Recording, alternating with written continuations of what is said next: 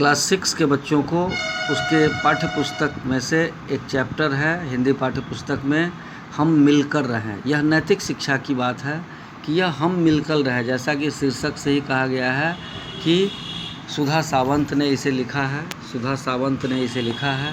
और यह ऐसी कहानी है जो हमें यह ज्ञान देता है, हमें ज्ञान देता है। और यह कहा गया है कि संगच्छध्वम संबद्धध्वम संबो मानस मनांसि जानताम।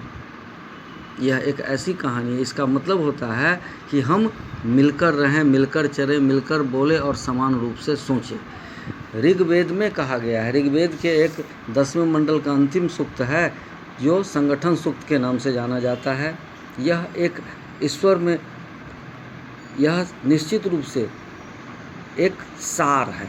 ईश्वर हमें उपदेश दे रहे हैं कि जीवन में मिलकर रहना चाहिए, संगठित होकर काम करना ही हमारे जीवन का लक्ष्य है। हम मिलकर चले, एक सी बात कहें और सोचने विचारने में समानता हो, तभी हमारा काम ठीक से होता है, काम में सफलता मिलती है। अन्यथा हम लक्ष्य से कोसों दूर हो जाते हैं। जैसे कहा जाता है, अपनी अपनी डपली, अपना अपना राग, और ऐसे ही जीवन हो जाता है। हम अपना कार्य, हम अपना स्वार्थ साधते रहते हैं और लड़ाइयाँ होती रहती हैं। बड़े ही इस कहानी में हम मिलकर रहें में बड़े ही मनोवैज्ञानिक ढंग से उपदेश दिया गया है। हमारा चलना साथ दिखाई देता है, बोलना साथ दिखाई देता है, सुनना साथ दिखाई देता है, पर सबका आधार एक ही है, वह है मन, जो दिखाई नहीं देता। बोलने व चलने की प्रेरणा देने वाला यह मन ही है।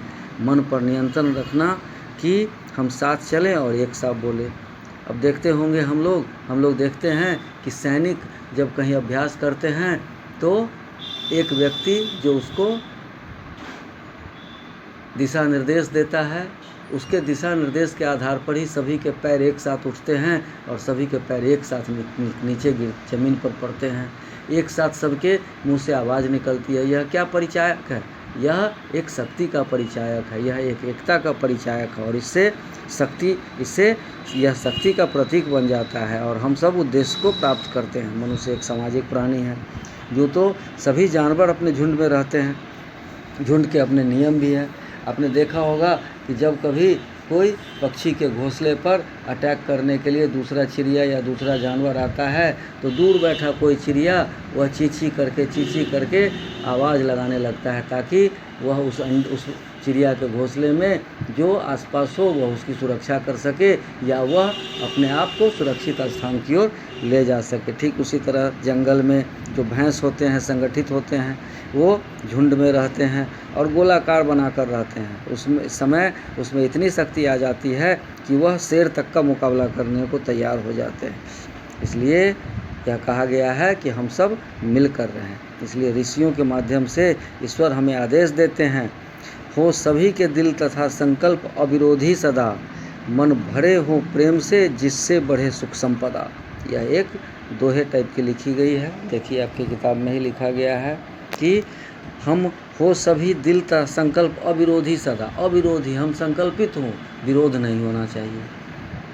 अब इसको आप लोग पढ़िए, अब इसी में पढ़िए इसको। यह कहानी बड़ी अच्छी है, कहानी पढ़ने से आपको समझ में आएगा। नहीं समझ में आएगा तो फिर बताएंगे।